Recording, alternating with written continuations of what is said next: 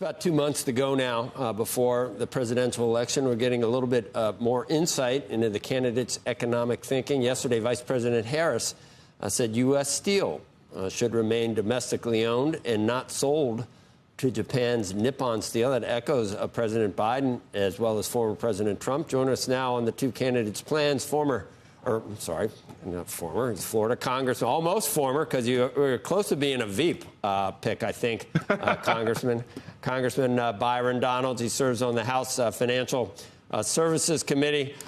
If I were to try to punch some holes in the narrative, the Trump narrative or just the election narrative, I think both candidates could use a little bit of maybe classic conservatism or free market thinking. Like they're together on this one, too, Congressman, on blocking an acquisition by a foreign company of a domestic company. We want to be able to buy companies abroad, don't we? Do we want to shut off that ability for foreign companies to buy assets here? Oh, look, we do want to be able to take advantage of buying the necessary assets across the world. I think that's important. The bigger question is are we sure Kamala Harris believes this, or did she just look on Donald Trump's quiz notes and decide that she wanted to take this one too? Because honestly, we've not really seen a coherent economic policy coming from Kamala Harris.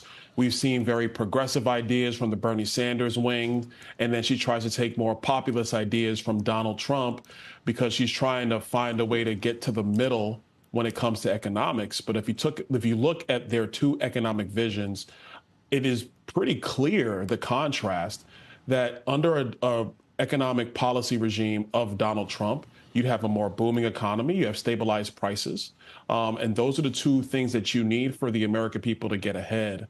I do think that when you're talking about various companies that might exist here domestically or around the globe, I think it's important for us to be able to take advantage of those, for individual companies to take advantage of those. I don't think that's really the government's role to get too deep into that.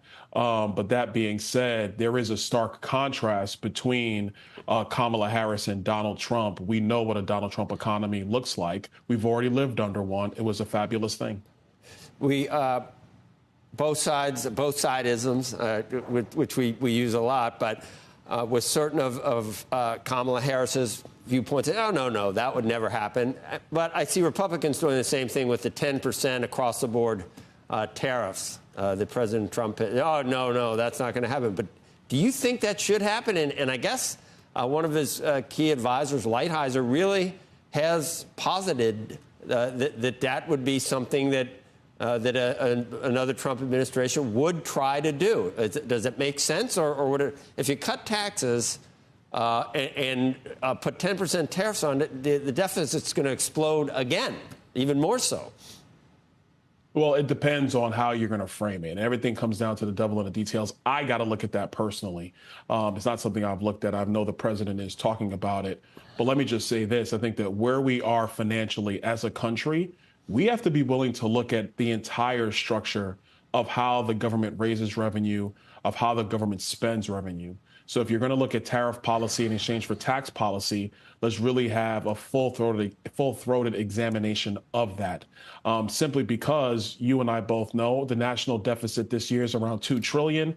We're $35 trillion in debt. It's not like the way the nation has managed its finances, whether it's tax policy or anything else, has really been hitting or batting 1,000. It has not been doing that. The nation's credit card has been a mess for quite some time. It continues to get worse. So there's going to have to be some serious thinking, some of it outside the box in the ways that we're going to get this thing back under control, while at the same time not disturbing the economic power of the American people to live their lives and chase the American dream. Well, if you're going to ask me, who do I want to actually have more wide open thoughts around that, it's definitely Donald Trump over Kamala Harris. But it just seems like both parties have been sort of infected with the populism virus at this point. And let me ask you, Congressman, do you think that foreign countries pay the tariffs, or do you think that people in the United States pay the tariffs? And how about another one? Do you think we should not even be talking about Medicare and Social Security and entitlement reform and both parties should be running away from that and say, oh, no, not me, and neither should touch the third rail. Do you see what I'm saying? Neither party's offering honest answers to some of these things. Well, when it comes to the second half of your question, Medicare and Social Security, they're probably more than likely, because they both go insolvent over the next 9 years, there's going to have to be some modest adjustments to that. The question becomes, who's going to preserve the programs for current seniors and retirees while being able to stabilize those programs for the long-term fiscal outlook of the country? Right. The Democrats continuously raid those programs through the back door while they say they're trying to save them. Donald Trump's never wanted to raid those programs. He wants to preserve them for retirees. So it's a matter of trust. Who do you think is going to do a better job with those programs? I believe it's Donald Trump. How about the tariffs? But when you talk about tariffs, those? I was going to come to that. Okay. All right. When it comes to tariffs, it's actually in part, yes, people here in the United States when it comes to goods and services, but it's also foreign nations, because they don't have access, or the access they wanted to have, to our markets.